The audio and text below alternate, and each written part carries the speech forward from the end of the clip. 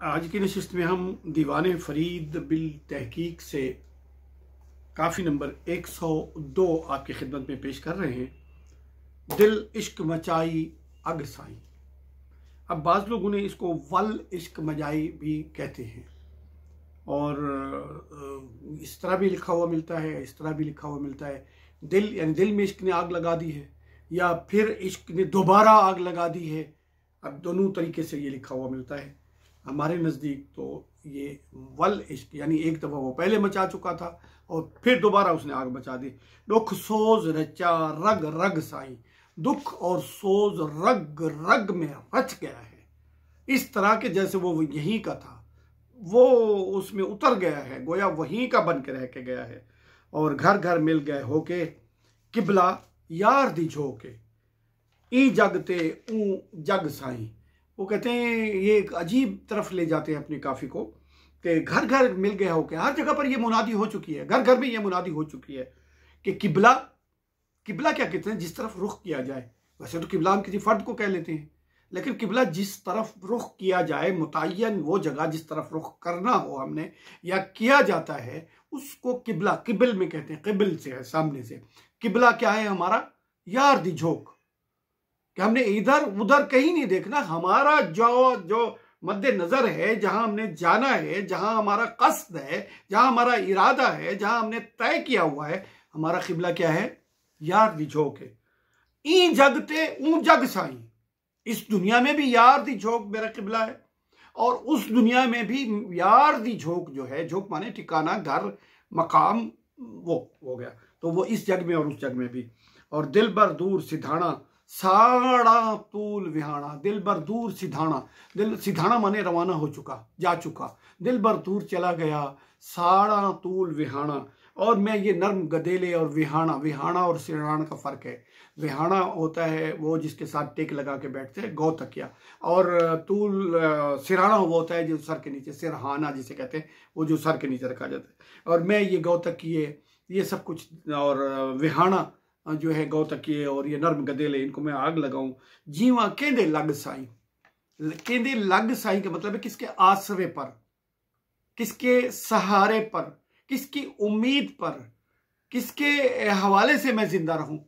क्यों? ये सब कुछ तो मेरे साथ हो गया है। और होर नहीं कोई बात है, इहा जात सिफात है, हाँ दिलदार दा सग साई।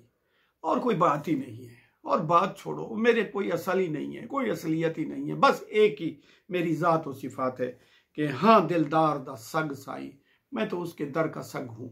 बस मेरी यही ज़ात है, मेरी यही सिफात है। इसके अलावा मेरा कोई तारुफ ही नहीं है, मेरी कोई आइडेंटिटी नहीं है। इसके अलावा जो कुछ भी है वो यही है कि मैं उसके दर का हूँ।